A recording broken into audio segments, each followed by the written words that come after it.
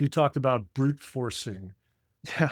right? Like having thousands of creative variations, which I guess you have to have a fair amount of budget to be able to test that many variations. But where do we draw the line between scale and creative strategy?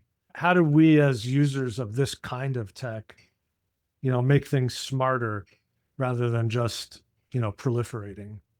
Yeah, it's a great question. And I think there's really, because in advertising today, there's really two stakeholders. There's obviously the end customer, right? Which is someone who's ended up clicking the ad and buying the product. But there's actually another gatekeeper in between that, which is the algorithms and the platforms and what types of ads get the best distribution on the platforms as well. And so even if you have a great idea for that end customer, if it doesn't get the reach, if it doesn't, get targeted to the right people, then the ad isn't going to perform.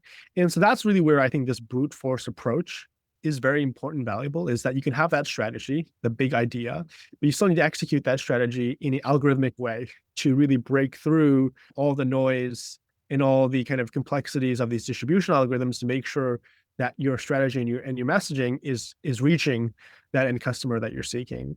And I think just, the arc of technology in some ways I feel is just like, volume and kind of a lot of problems can just be solved by more scale and more volume and more quantity, essentially. More quantity of data can solve problems that were not solvable with small amounts of data. More amount of compute can solve problems that weren't really solvable with less amount of compute. And more creative can drive higher performance in advertising campaigns that could not have been driven with less number of creative.